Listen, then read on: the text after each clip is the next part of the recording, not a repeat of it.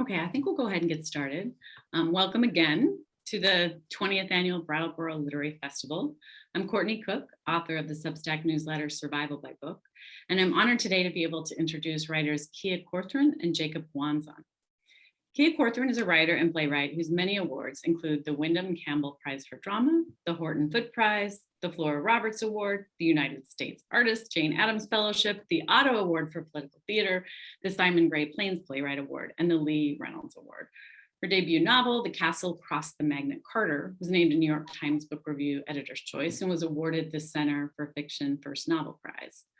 Her second novel, Moon and the Mars, is a musical, a historically rich page turner that came out at the end of August and has been keeping me up until early in the morning for most of this past week.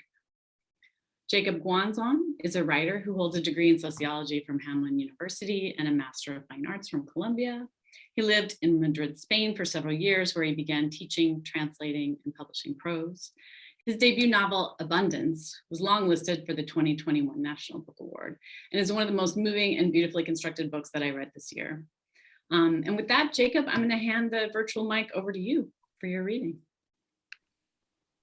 Great, well, thank you for that introduction, Courtney. And Kia, thank you so much for joining us. I'm so excited to get to speak with you after this. I'm going to read a little excerpt from, or a very brief chapter from Abundance. And just to set the stage, it's father and son have been living out of their pickup truck for the last 6 months, and it's the little boy's birthday today.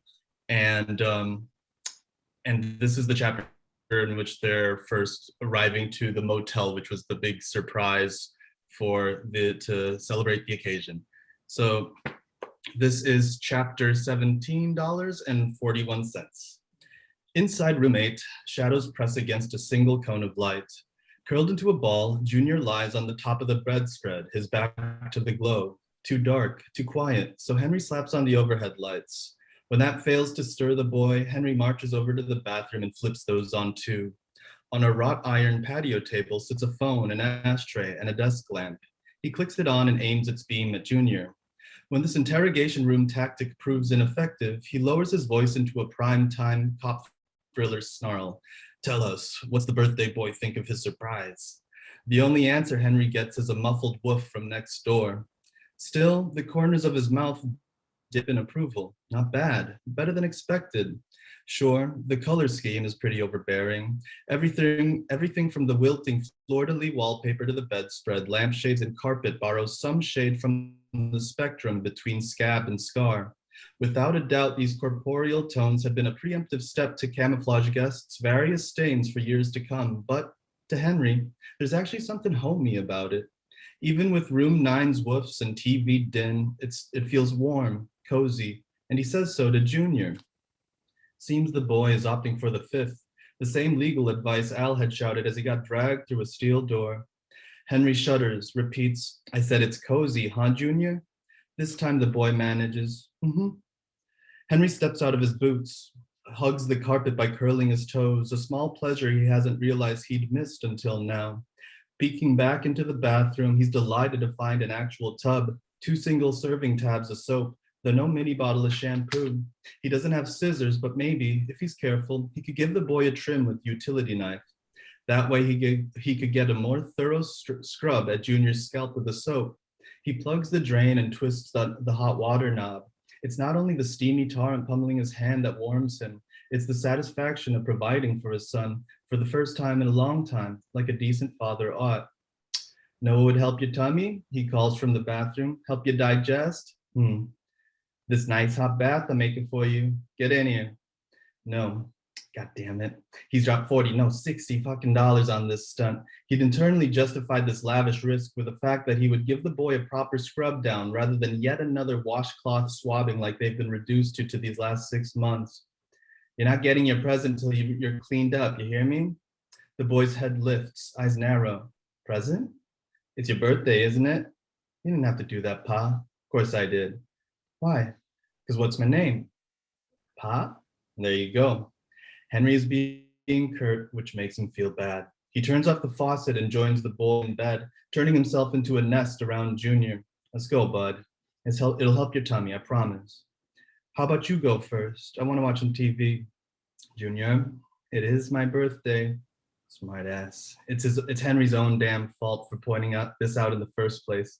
Then again, what difference would he make if he showered first? Might actually do him good, calm him down. He'd felt the nudge just now, the poke, his temper prodding him into papa territory or even nastier regions. The last thing he wants is to snap at the boy. Any of his attempts to make today special would be rendered null and void if he yelled even just once. And so, to prove the scope of his benevolence, he goes to unzip the duffel bag. 3 muffled gun blasts make the gift hop in Henry's grasp. If the shots weren't followed by a Wilhelm scream and an orchestral peal, he would have leapt and human shielded himself over the boy.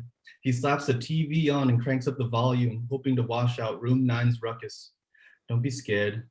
I'm never scared, he says, plopping onto the bed. Here, happy birthday. It's beyond him where Junior has obtained such self-restraint, such patience. The way the boy turns the gift to examine it, how he thumbs the line of smiley face stickers, then looks up to reveal a smile of his own, so full of knowing it makes Henry shudder. Henry Jr. unpeels each strip of the adhesive, then presses the paper back, seam by seam, rather than shredding the gift open in a squealing flurry, how any other birthday kid would. There's almost a tinge of fear in the cautious way Junior undoes the wrapping, reminding Henry of the anxious, delicate technique he'd applied when changing the boy's diaper the first couple times. At long last, after such prolonged anticipation, the gift is free of its brown shell, and the look on Junior's face suggests that he, too, might as well have opened up a load of infant shit. The boy tilts the box, squints. What is it? It's special. This is, well, was, when I was your age, one of my favorites, one of my heroes. Read it. What's his name? Macho Man Randy Savage, Henry says. Like crazy or wild, but in a strong way. He flexes his biceps, mimicking the doll's pose. Like your pa. You're not this strong, pa. Oh, yeah? Henry says, imitating the Macho Man's notorious rasp. The boy doesn't catch the reference. How would he? That was his catchphrase, Henry says. But what makes him special? Henry is stumped. What exactly about Macho Man Randy Savage had so appealed to him as a kid? Was it only because Randy Savage's olive skin and black hair had somewhat resembled his own? Had it been the gruff, pre-match diatribes the Macho Man barked into the mic, threatening adversaries and lauding his own invincibility?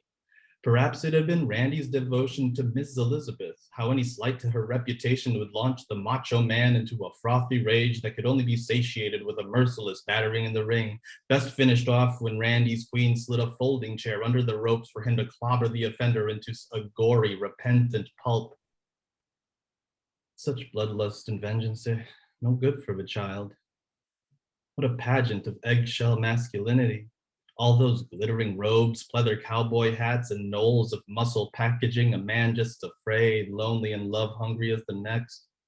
Henry doesn't want any of these traits to ever manifest in Junior.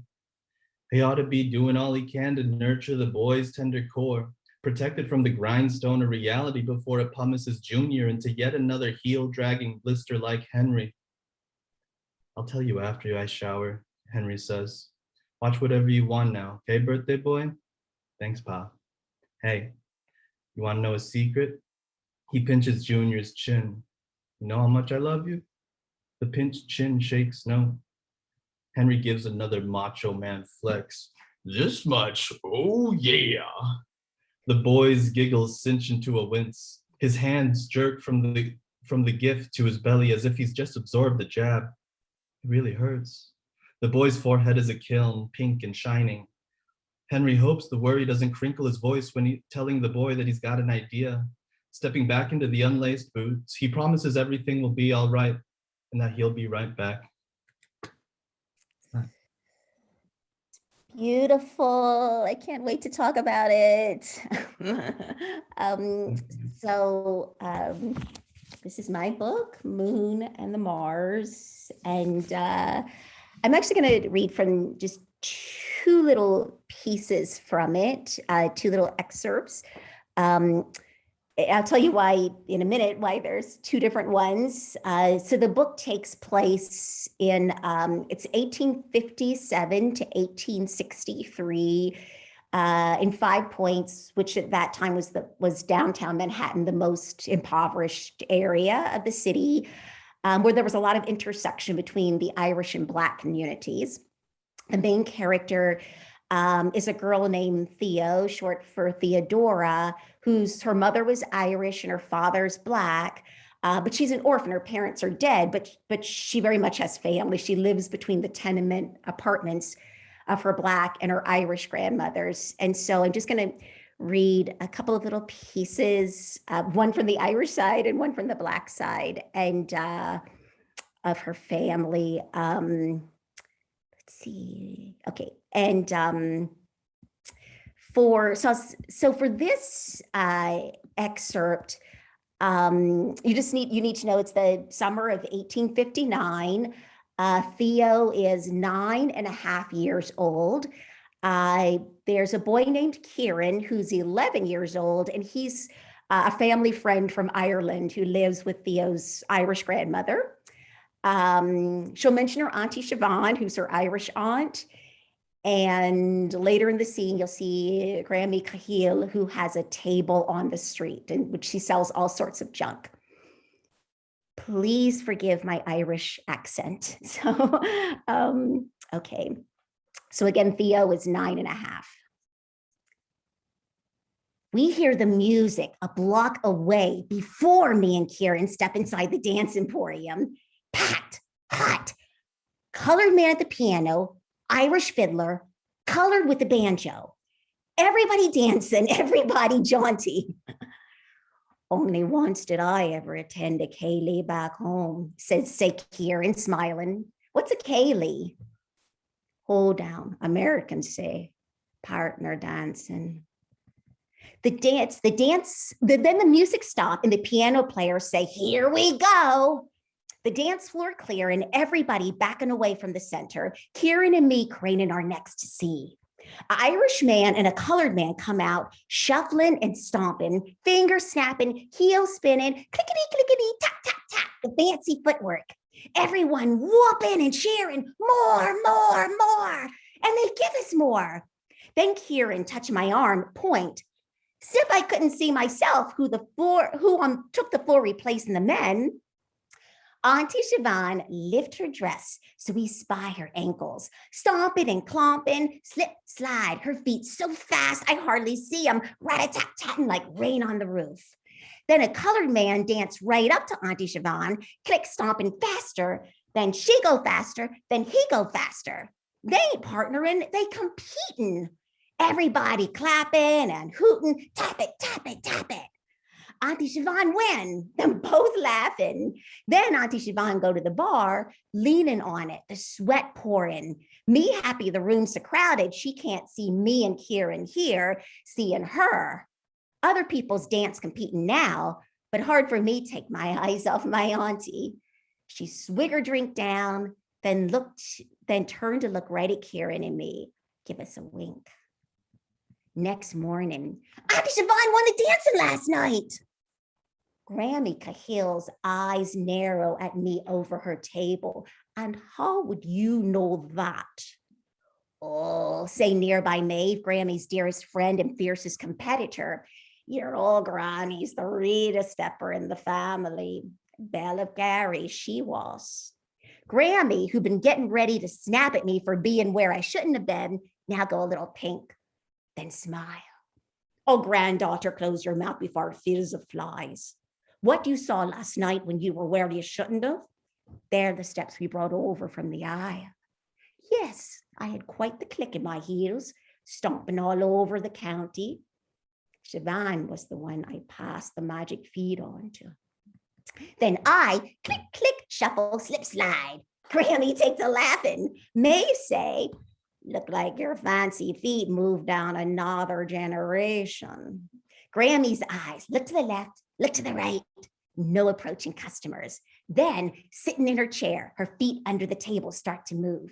Clickety tap, click. And so now I'll read a little bit from the Black family.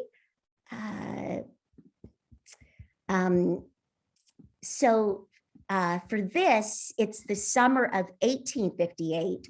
So Theo, this is a year before, Theo is 8.5 years old.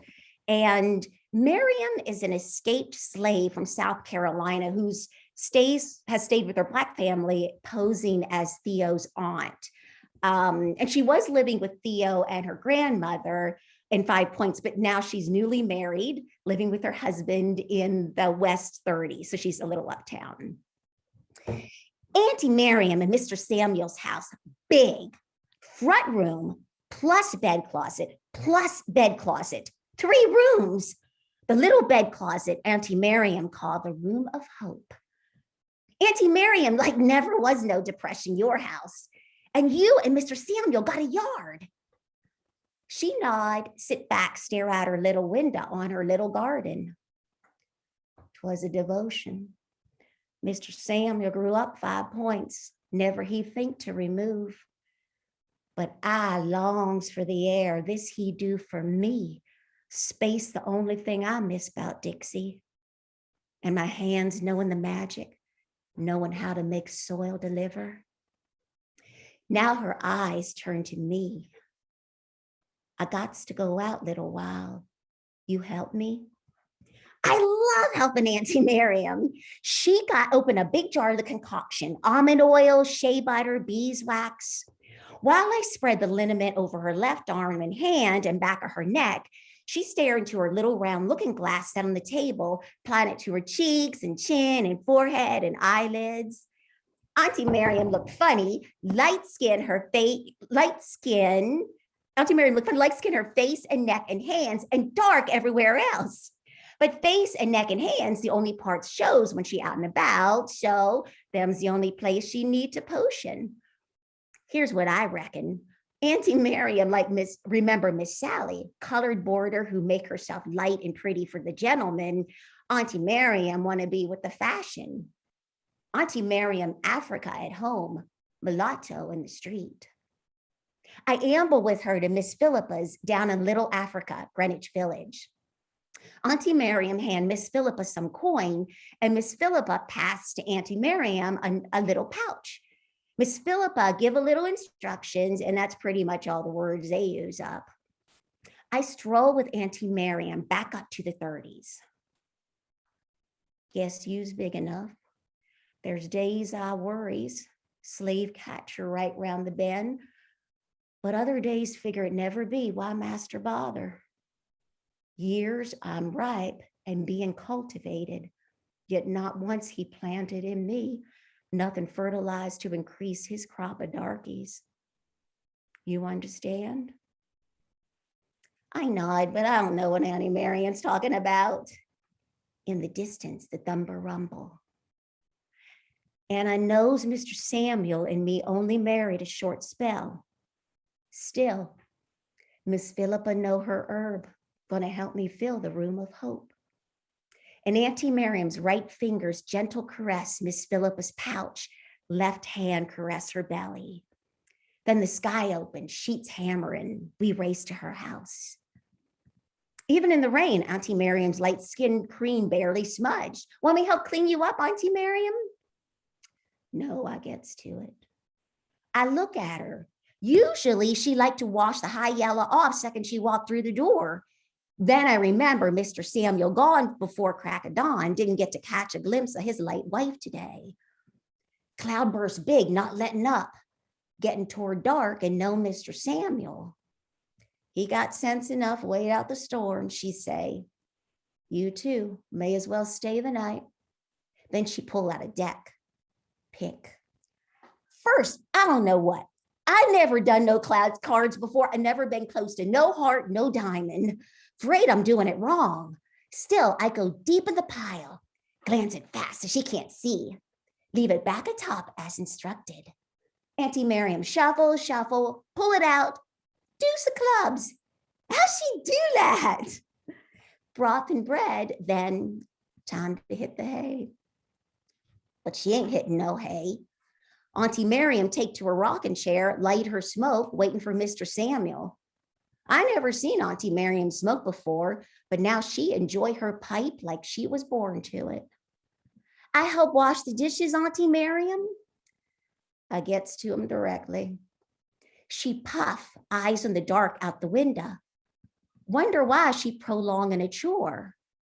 Then I know she don't want to stick her hands in no water yet. Now you really look like my Auntie Miriam. She turned to me, eyebrows a question. Or my mother, I giggle, except my mother was Irish. She couldn't look like her. Auntie Miriam's eyes stuck on me. I chuckle, but my laugh starting to lose air. Both us pretty. Light. Her puff and stop. Eyes narrow.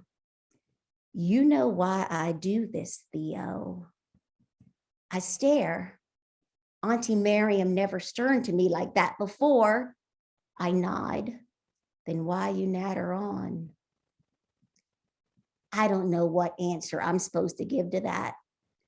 She sighed back to her rocking, eyes back to the window. Me and the crickets wait. I'm a homebody, likes my walls around me, but sometime gots to show my face in the world, the odd errand. I know you likes cleaning the light skin off, but sometime I likes to wait for Mr. Samuel, which is just what I reckoned, waiting for him to see her pretty and light, but figure best keep that reckoning to myself. Now Auntie Miriam looked to the looking glass, staring at her fair cheeks, no smile. She speaks soft, like more talking to the mirror than to me. No kidnapping me, back whipping chains. South Carolina ain't never finding their dark-skinned Lizzie. Not on the street, no how. Then we both quiet till my yawns sneak up and bellow. In my dream, I'm walking down Broadway with Auntie Miriam, and here come the slave catchers. Then I see Auntie Miriam forgot to put on her light-skinned disguise. Scared for her. You sing, Lizzie, one of them say. I shake my head, no, but surely they see my heart pound through my chest. Then Auntie Miriam beside me takes a laughing, hold her belly rolling on the ground, the funniest joke. I start to smile, then fill my water. Wake up, slip outside to the privy. Walk back when I'm done. On the stoops, a pail of water for clean and dirty feet. Rub them till they glisten, then step inside. A murmur from the other bed closet. Mr. Samuel must have come home while I was emptying myself. Creep back to the room of hope. Notice the other door ajar. Mr. Samuel washing the light skin off Auntie Miriam. Chimney sweeping, Mr. Samuel always carried the soot filth, but now washed, him darker in me, but lighter in his wife. And on the bed, they sit together, her face already clean brown. Now he work her arms. He do it soft, his skin moving slow against hers. Faces close to each other, eyes warm at each other. And where he washed off the light lotion and her brown flesh peeking through, he kisses. His lips against her clean, soft elbow, brown, soft lower arm, muscle and fat, slow and mellow, her shining, deep, dark brown skin, delicate and strong. And the gentle and the tender and the smiling get to feeling so much like something private, like something ought to be only between man and wife, that I get the blush and scurry back to my own room tonight. So I wanted to start as Jacob and I had discussed. With the Q&A. The title of this session is Children of Poverty. So I thought we could each start with speaking about how why that is fitting, or why maybe it's not fitting to our novels. So I just did a lot of talking, so Jacob, you talk next. Well, thank you. And phenomenal reading. Oh my God, that was so magical to hear it out of your voice, because I mean, it's so lively on the page. So the voices are so vibrant on the page, but to hear you just sing with it is wonderful. Thank you so much. But yeah, so the topic of children in poverty is, I think it's very relevant to abundance. Even though the novel is quite different, well, I mean, in many respects, but especially in terms of point of view, where in Moon and the Mars, we're getting the world, the narrative through Theo's perspective, whereas the entirety of Abundance, although it's in the third person, it's a close third through the father's lens, right? And but of course, so much of the story revolves around Henry, the protagonist, doing all that he can to, not only make it through the evening at this motel and get to a job interview that he's got tomorrow, but all the ins and outs and just the logistics of poverty and keeping his little boy safe. And the little boy falls ill after his birthday dinner at McDonald's, and so the real challenge to writing a child authentically was, well, there are a lot of complications to that kind of a challenge, but because I didn't have the kind of same access point that Kia did, it was really important that anytime Junior, the boy, got to speak for himself, that those little appearances were very, very carefully constructed, because he doesn't get so much dialogue. The Henry's making all sorts of inferences about how the boy's behaving and guesses, but Henry's a very young father himself. He's about 25, and so he's a boy as well. Mm-hmm. And he's thrust in this kind of position where he's very much committed to the child, but clueless and under very dire circumstances. And so I think that is why the conditions for these characters are relevant to this talk. What about you, Kia? How are you feeling about the broader topic? Yeah, and everything that you just said, I can't wait to jump in and talk about something about abundance. Mm-hmm. But I will say quickly that it's funny. I can't remember that I mentioned this since the other audience came in. I'm actually at my friend Joe and Jennifer Mazur's, so there's actually a little audience on the computer, and it's funny because we were talking about this and the subject, children of poverty, and the first thing Joe said was, Theo's not poor. And then Jennifer said, yes, she is. And I said, yes, she is. But I totally understand why we don't think of it so much, because and I think it's partly because I've started thinking about this.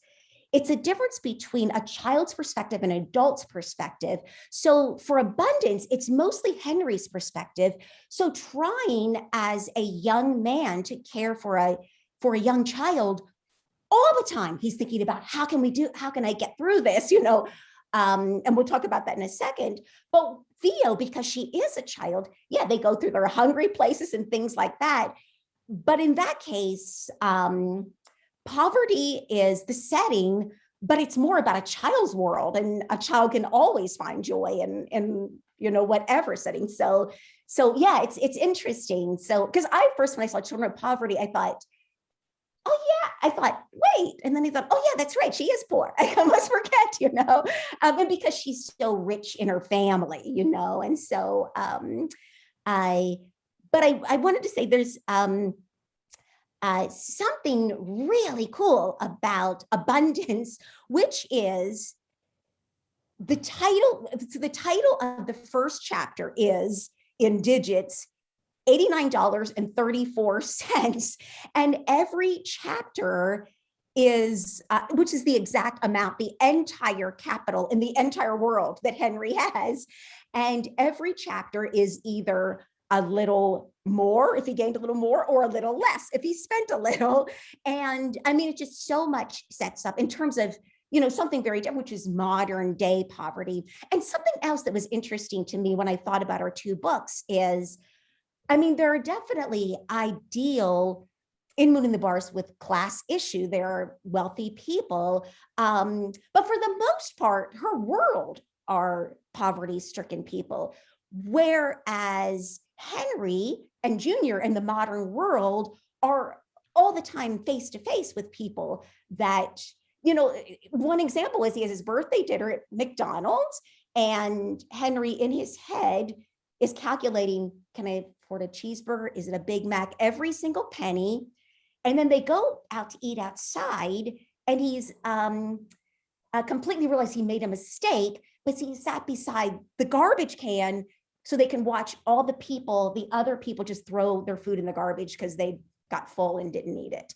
So anyway, I just would love if you would talk, about this structure and how, and also what drew you to the material of modern day poverty. Oh, yeah. Oof.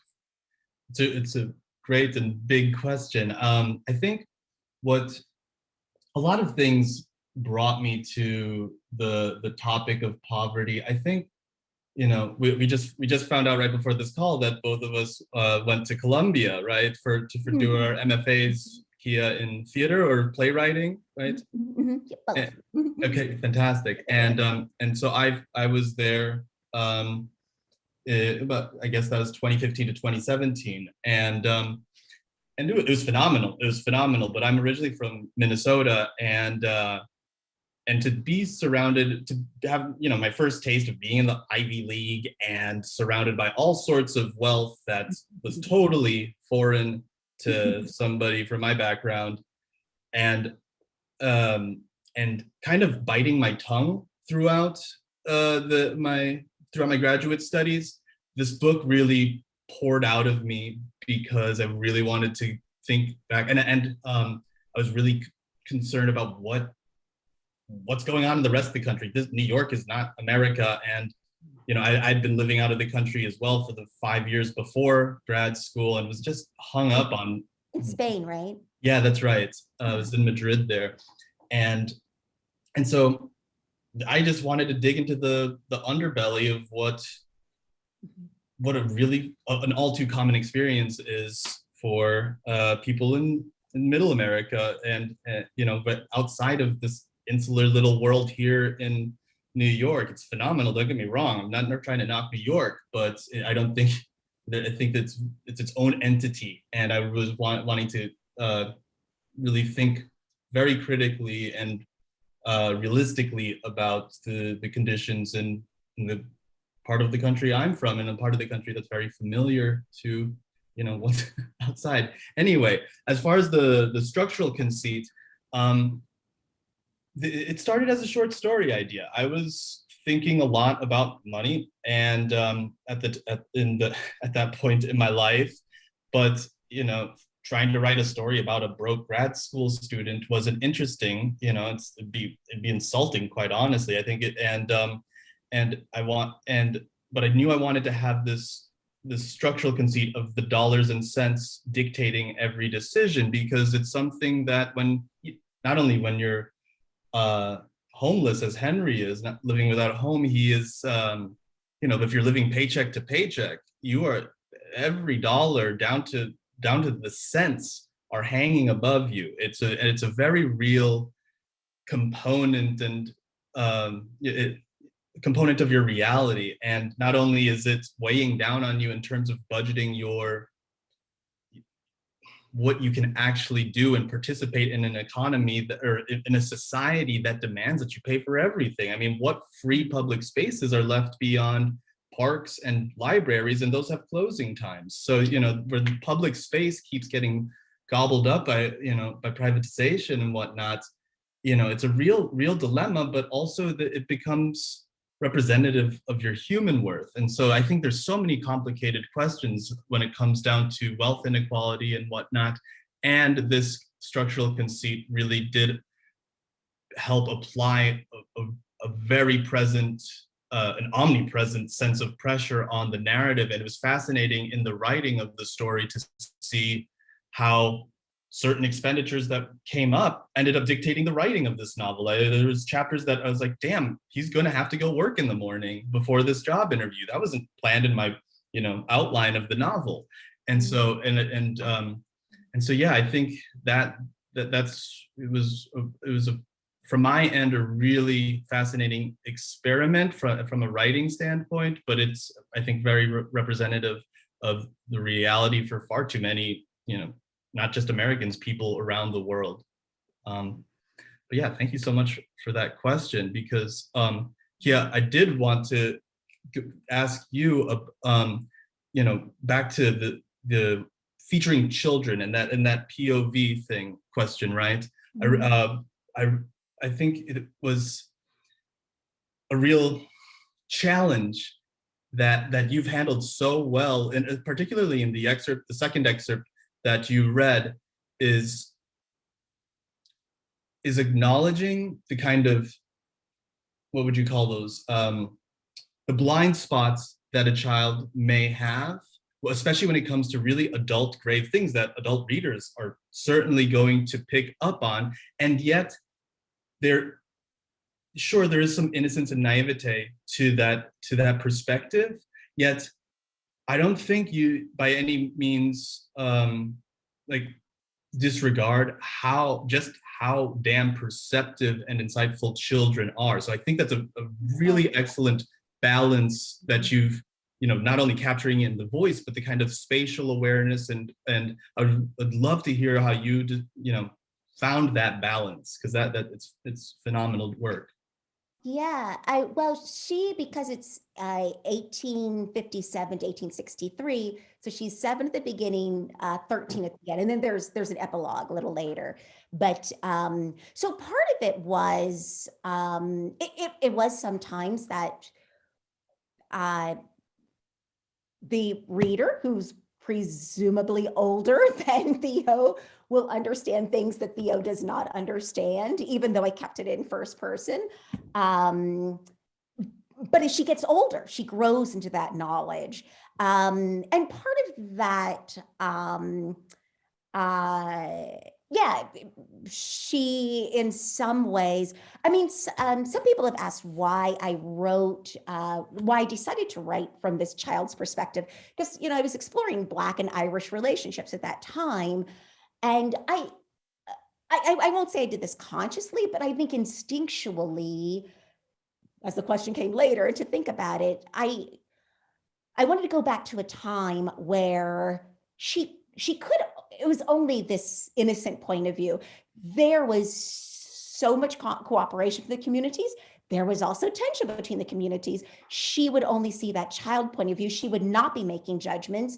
And I wanted to sort of start at that place, which I realized only later that I wasn't conscious of at that time, but I think I knew that I wanted to start at this place, and that would make her very young.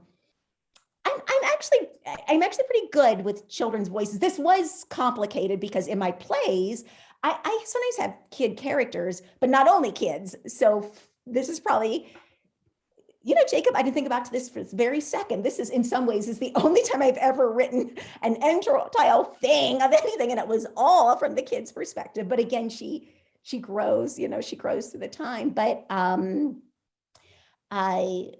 think I'm good with kids' rhythms in terms of dialogue. And there was a moment when my editor, who I love my editor, but there was one time that she made a suggestion. I can't even remember what the issue was, but it was some information that we needed to get across. And it was harder for Theo to have known that information. And then my editor said, well, maybe we can have this from the point of view of one of the aunts. And no, because for me first of all, would throw off the book. Well, first of all, then the entire book would have to start and go from different points of view. I mean, it can't just suddenly, I don't think in one chapter become that, but also, it felt like cheating because I had, set up this challenge to be from this child's point of view.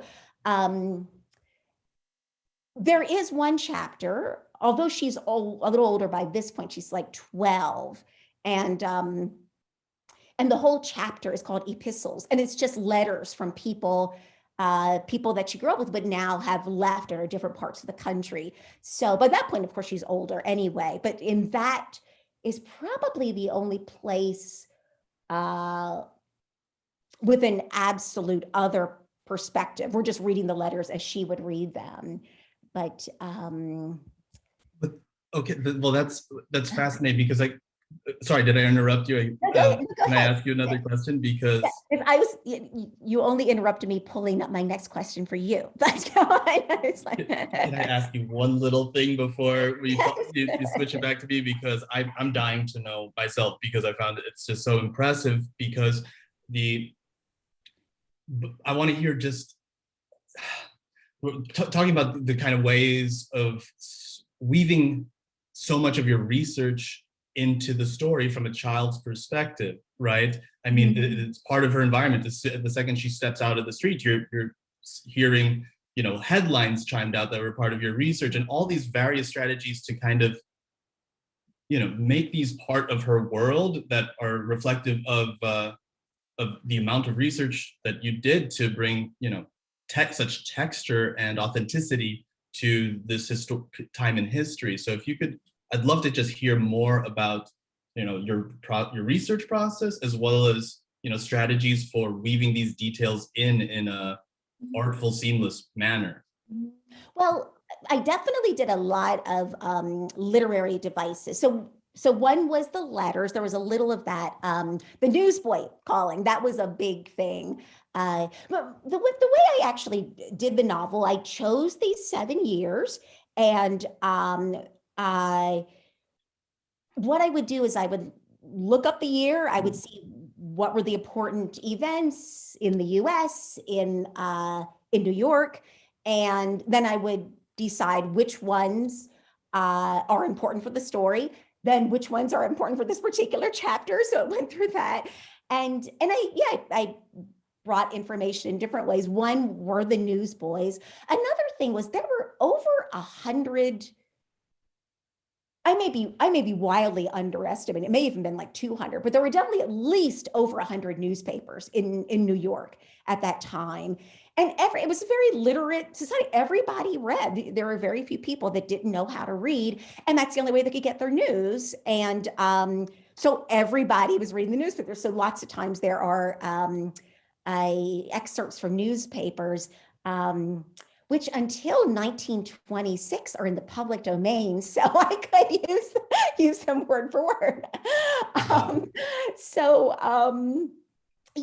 there were these different, I think there was something else, I can't remember the other, but yeah, different sort of devices that I would use to bring about the information in, and some of which was information that is important to the story, because this is going down towards the Civil War, important to the story, but Theo at 7, she couldn't care less about it, right? But it's important for the reader to know it. And so to sort of get it in there, so the adults around her are reading this stuff. The newsboys she's passing are yelling this stuff. So, and there were also, there were billboards, bulletins, slave escape posters, for people that, for slave catchers. So there was all that sort of information. So yes, I used all those devices, but it is my turn to get you now. So one of the questions I had, so much of it is about the poverty, but I want to say this, which is also a part of the story, is the intergenerational story. Henry, his mother died. He was a teenager, right? Yeah. And of cancer, right? Was that right? Yeah. And his father was a Filipino immigrant father.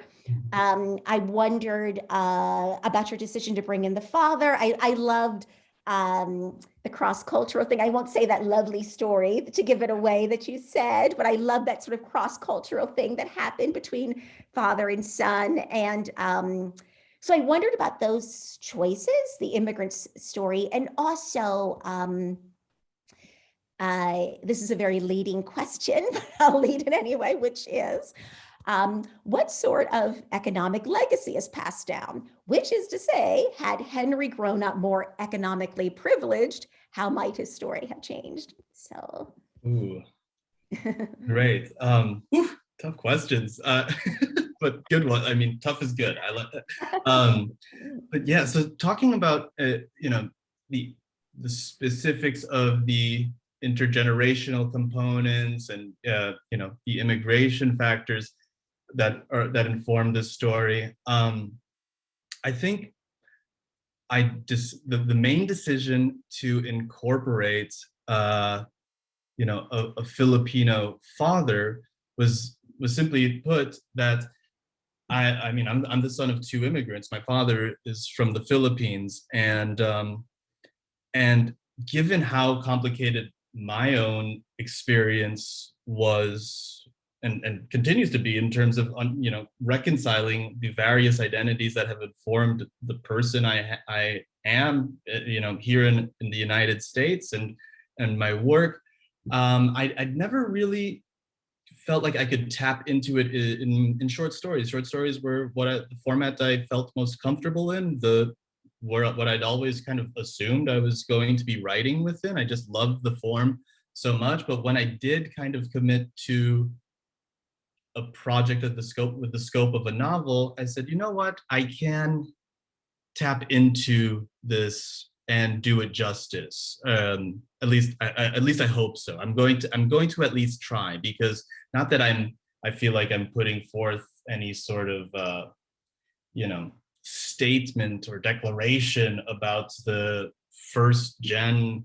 biracial experience by any means, but I think that it was something that the space of a novel can at least help these very complicated dynamics, cultural dynamics, play out and percolate without making any kind of overt statements about the experience, and just help them give that character,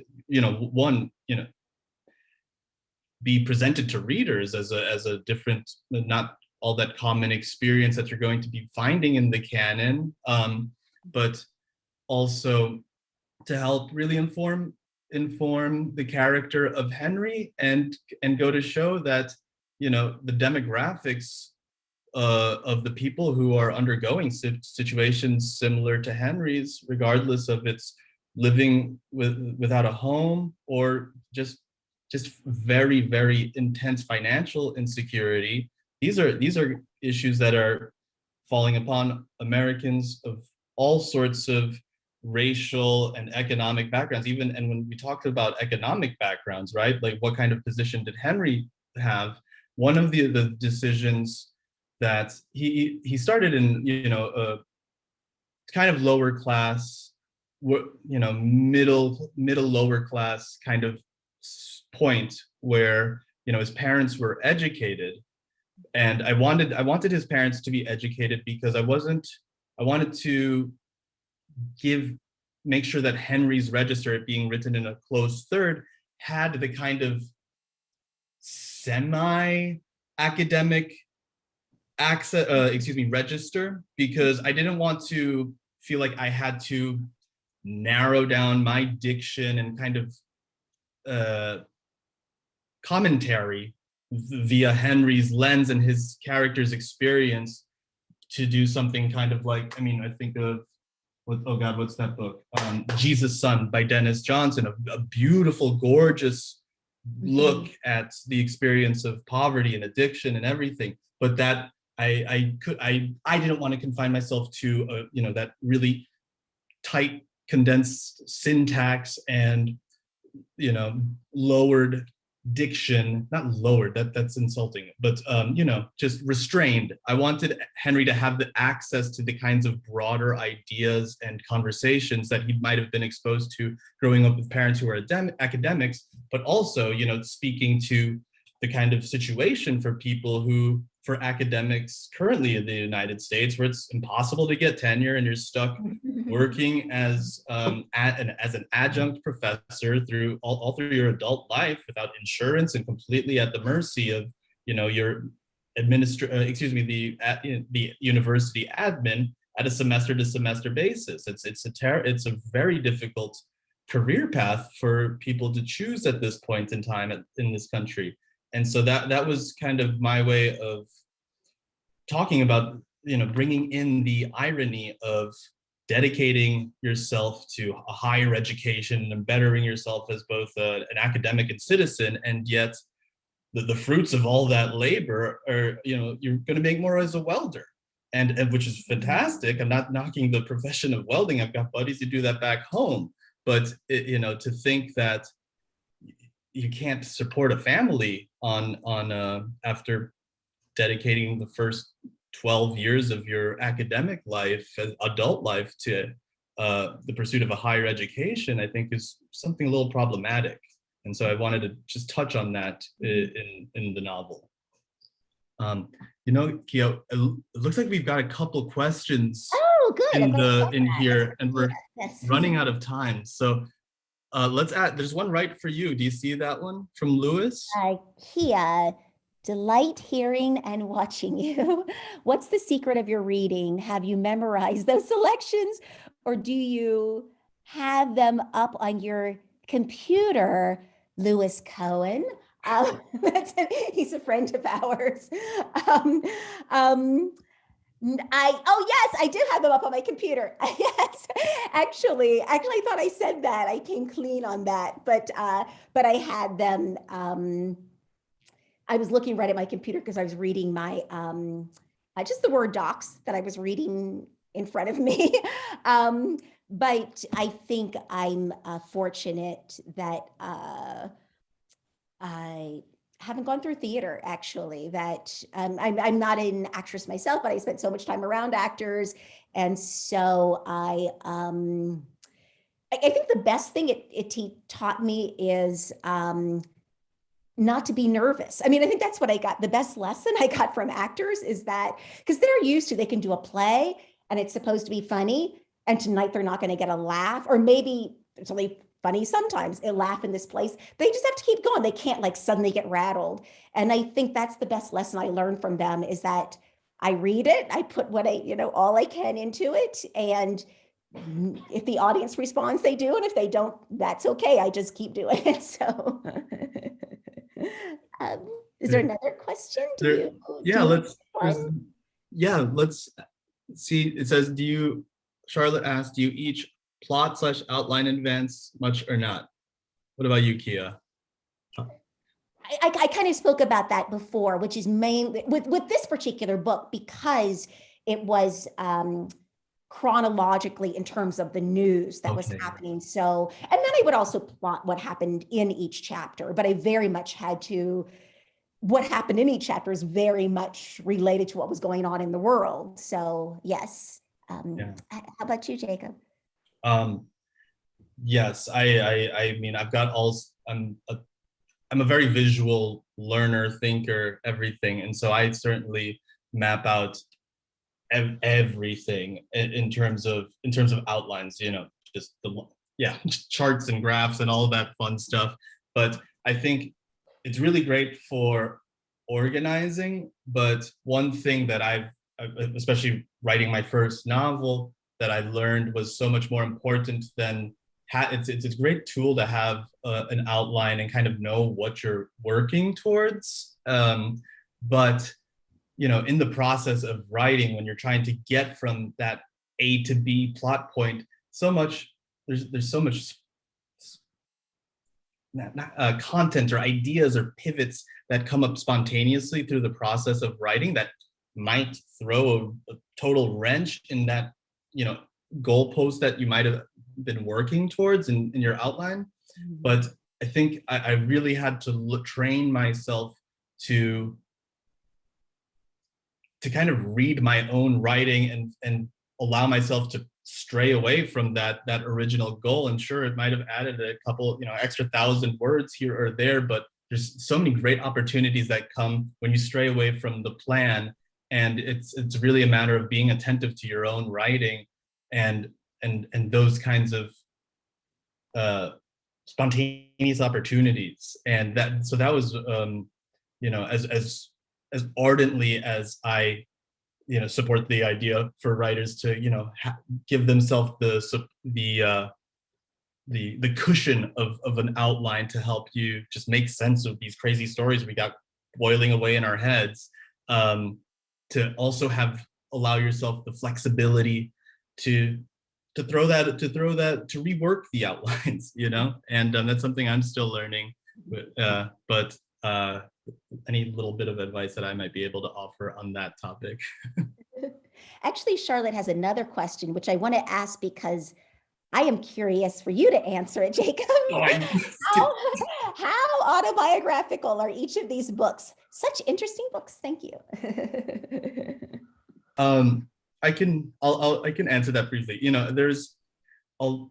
I've never been homeless. I've been fortunate enough to always have a roof over my head, but there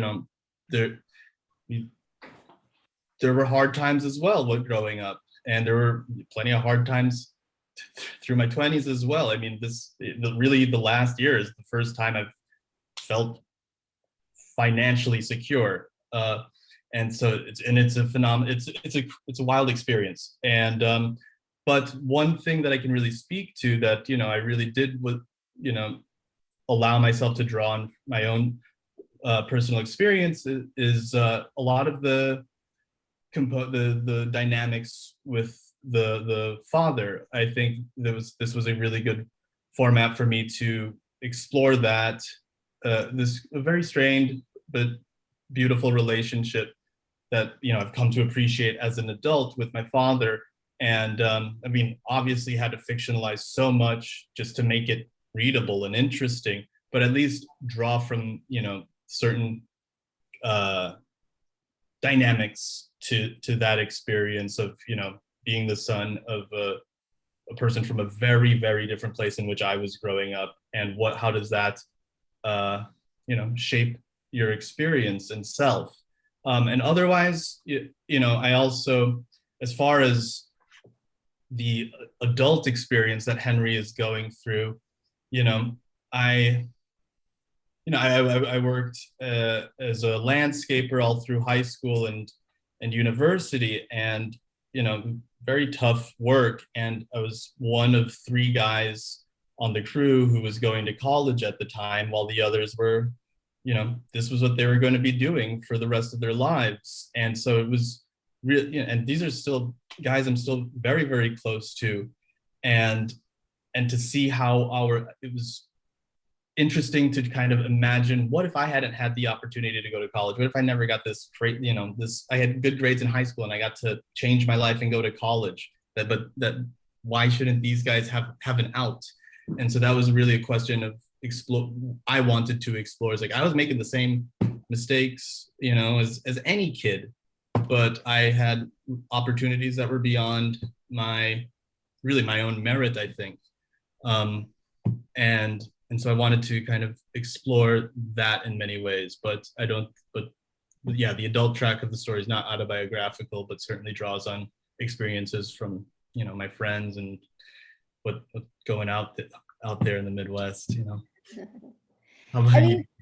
For me, it's 19th century. So in some ways, no, I grew up in a small town in a valley of the Appalachians in Maryland. You could walk to West Virginia.